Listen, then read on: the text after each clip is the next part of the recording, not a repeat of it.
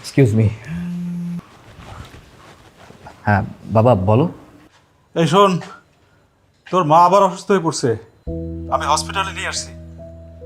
তাড়াহুড়োর কারণে তোর খবর দিতে পারিনি, তুই তাড়াতাড়ি চলে আয়, হসপিটালে চলে আয়। আচ্ছা ঠিক আছে, আমি এখনই আসছি। ওকে।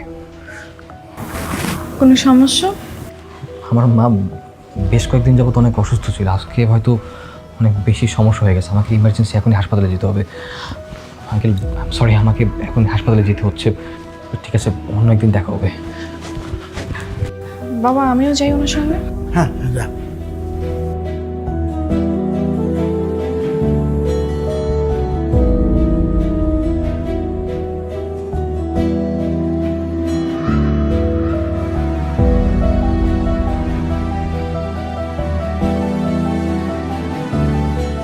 ডক্টর, মায়ের কী অবস্থা, কী দেখলেন? ওই আগের মতোই অবস্থা, আপনারা তো পুরোটাই জানেন, কোনো কিছু তো আর লুকানো হয়।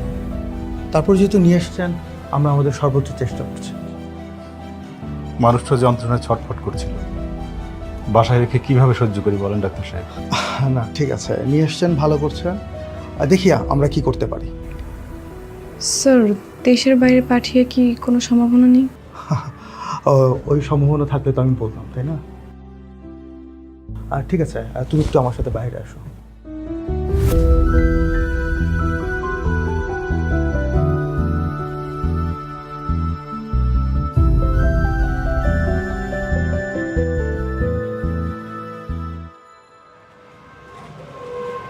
মাকে হয়তো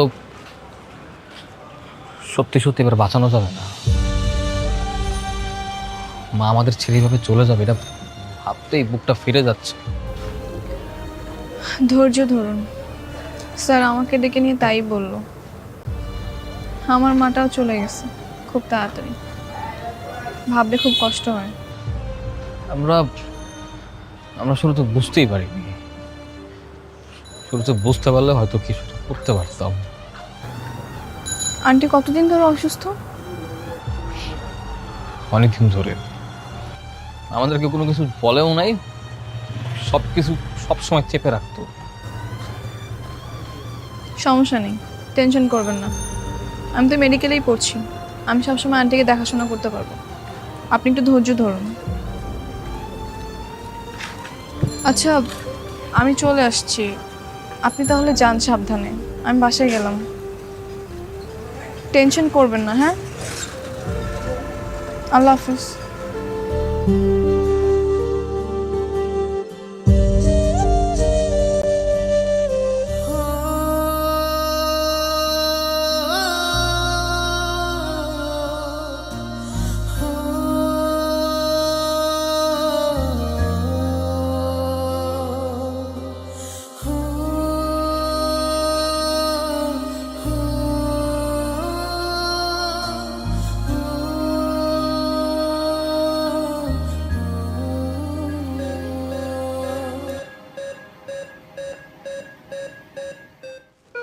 আমার মার জ্ঞান ফিরছে।